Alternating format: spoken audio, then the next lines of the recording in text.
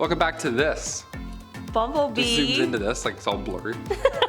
Welcome back to Bumblebee. That's you right there, your little bees. That's what you guys look like to us. Today, we're gonna be doing the top 10 worst parts about living in the Dark Ages, as if there was only 10. Starting off this list in our number 10 spot, we have Heresy. Okay, I can admit when I'm wrong, and in the last video, last week, I messed up. I said the wrong word when talking about spoiled queens. You guys pointed it out. Yeah. I read your comments, okay? And now we're here to redeem ourselves. I'm learning, you're already smart, let's get into it. In medieval times, it could be dangerous to disagree. Nowadays, many people like to keep an open mind. There's so many cultures, beliefs, people think different things, and that is totally okay. But it absolutely was not okay in the Dark Ages. Oh no. In these times, if you held any kind of belief that could go against the teaching of the Christian church, you were seen as a heretic. Many leaders, whether kings or crusaders or even missionaries and merchants, especially from the late 11th century, fought to have Christianity take over in the Mediterranean world. People belonging to other faiths, such as Jewish and Muslim people, suffered persecution and expulsion. In England, there were massacres, and in the late 12th century, Edward I banned all Jewish people from England. I mean, this quite literally set the stage for the Spanish Inquisition in 1478, which was aimed at establishing Spain as a united single Christian faith. Wars in medieval Europe weren't just waged on people of different faiths, however, it was also aimed at some Christians who people believed to be heretics. This is all to say that heresy was a serious crime in these times, and thinking outside of what you were told to think at the time and what was accepted could have landed you a death sentence. Number 9. Facial expressions. I can't grow facial hair. I'm not sure if you noticed that watching, but it's never happened. It's not gonna happen. Quite frankly, I don't have to worry about trimming a beard early in the morning, anything like that, which is fine, to be honest with you. I'm not really complaining. Back in the medieval ages, I would have been set. People would have been pretty, I don't know, would have been more than ideal. The no hair look was the way to do it. The forehead was seen as the central point of your face, so it was common back in the medieval times for individuals to pluck all of their eyelashes and remove their eyebrows completely. So people would just be looking at you like, nothing going on, no facial expressions, just bald everything. Many would go as far as to pluck their hairline back even further so they have the round, oval, queen bald look. Imagine that. Imagine everyone's bald in Game of Thrones. Think it'd still get the rankings that it does? Probably not. Probably not. Macy Williams is just... In our number 8 spot today, we have Animal Court. The history of animals being put on trial goes back pretty far, as it is believed it has roots in ancient Athens, but it was definitely a common practice as recently as the 18th century. Courts would go after things like rats, weevils, flies, locusts, and serpents for damaging crops, and when punished, they weren't just liable for damages, they could be banished and excommunicated. Like, imagine trying to banish a fly. This isn't where it ends though. In civil criminal court, they'd have livestock being tried for violence against humans. Like, I'm sorry, Your Honor, my client could not tell the prosecution that she didn't want to be milked because she's a cow. Kicking was the only way. As an example of a real animal court case, let's take it back to 1457 France. Villagers in a town witnessed a sow and her 6 piglets attack and kill someone.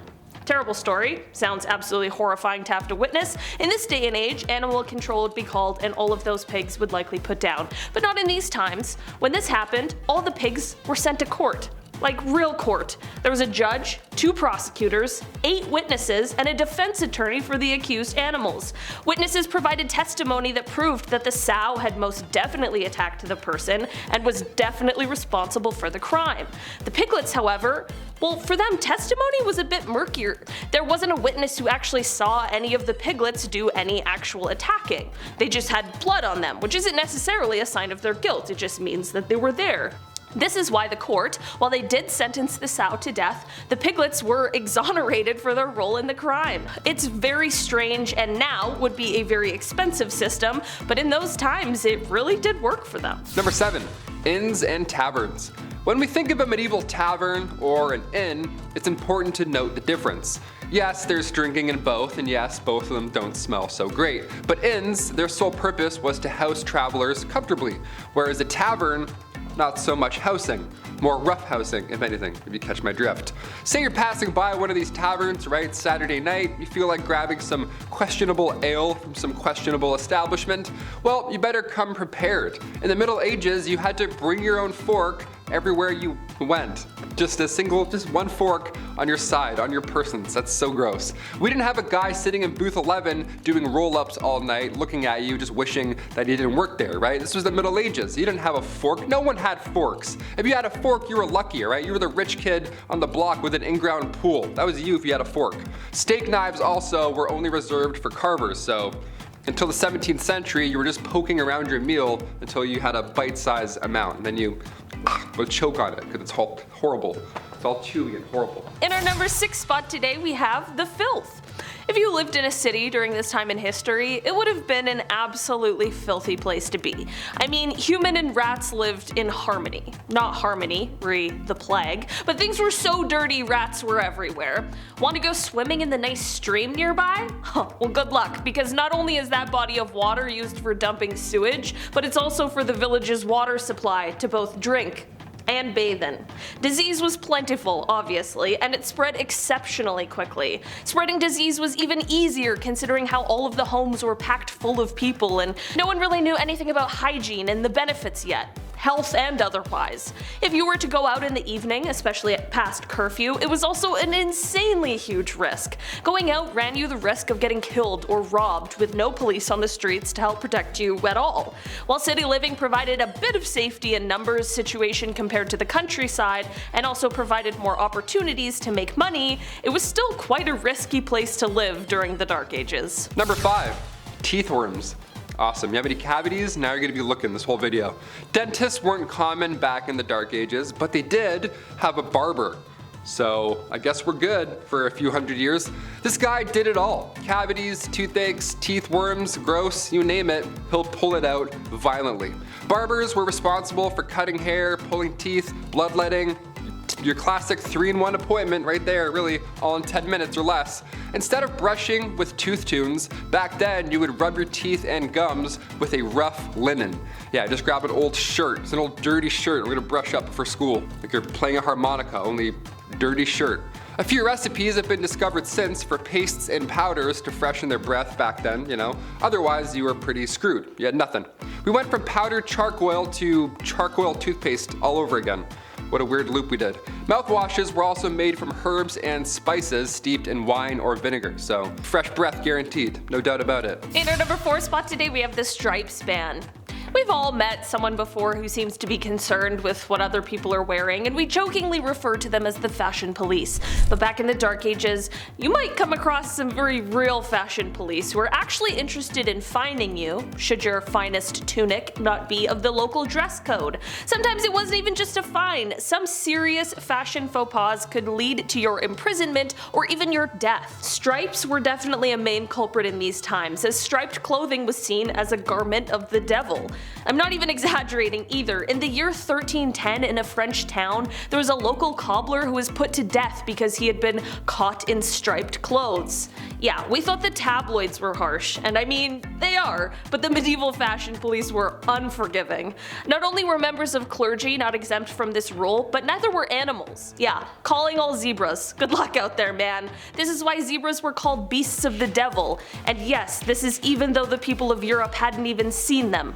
Just heard tales of their striped nature. Number 3, no rules football.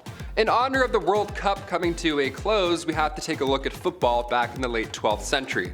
Yeah, what did that look like? Or feel like, rather. Instead of corner kicks and throw-ins, you could do anything you wanted to retrieve the ball from the opposing team. Yeah, anything. Left hooks, some kicks, some jabs, throwing rocks, anything, you name it. It was violent. No diving in these games, I'll tell you that for free. You didn't have to. There was also no time limit. There was also no limit to how many players could be involved. So choose your team wisely. Pick the biggest guy, pretty much. It's town versus town a lot of the time. There's a lot of emotions out there settled on the field. And in the middle of it somewhere, there would be a soccer ball rolling around. I would call this a sport. Now finally, come 1314, King Edward II banned the game. And yeah, more than fair. All his civilians and citizens are dying. He's like, yeah, maybe not. Maybe it's not wise. I don't know. In our number 2 spot today, we have fast medieval marriage. There are so many messed up medieval marriage practices. We could do an entire video on just that. And in fact, we have. Go check those out. But while you're here, let's talk just a bit about them. Marriage in the medieval times was quick and easy, but also difficult to prove. If you and your loved one wanted to get married, all you really needed to do was say, "We're married!" and then boom, it's done. Of course, this led to a whole pile of those spur-of-the-moment type marriages, especially considering how sex before marriage was widely condemned in these times.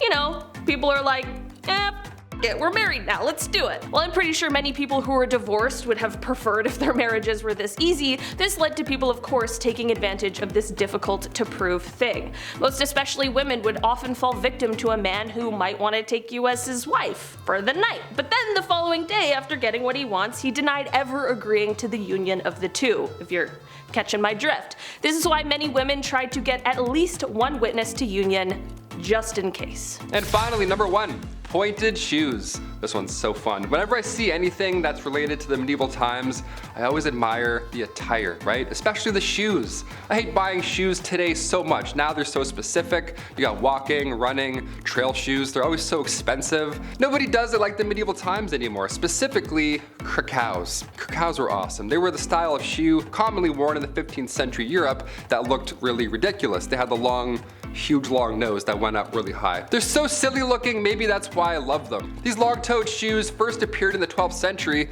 but the krakow, the thing is, these things were twice as long as your foot, and that was considered fancy back then. These meant business, so you better watch those ankles, Beth, alright? We're going into some meetings fast. They were named after the city that they were made in. Krakows were worn by everybody at one point, but as cheeky as it sounds, the longer the shoe, the more valuable you were. There we go. So it turned into a joke eventually, right? These things got way too long and it looked ridiculous. You ever walk around in flippers beside the pool where you do that big silly walk? That's the walk that everybody was doing in town, right? It was out of hand. They would be stuffed with horsehair or moss.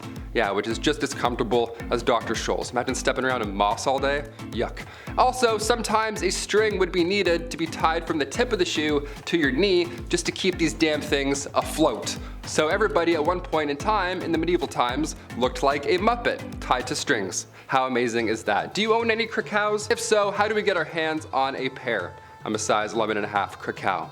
Let's make it happen. Maybe if we all pitch in as a community, I don't know, we can all be wearing krakows tomorrow. Those were the top 10 worst parts about living in the Dark Ages. If you want a part 2, yeah, there's some other things that we can probably find that sucked about the Dark Ages for sure. Definitely, 100%. I've been one of your hosts today, Olivia Kozlowski. I'm Taylor McWaters. I'm gonna go pluck all of my hairs. We'll see you next time on Bumblebee. It's not bad, right? I love you guys. I'm like, no, hit that thumbs up, bro.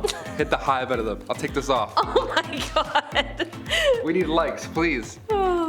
Oh, buddy, I'm a professional. Oh, no, you don't know how to say this next word. We need the fashion police back now, just for people with Uggs. If they're older than 7 years, throw them out. That's it, they're done.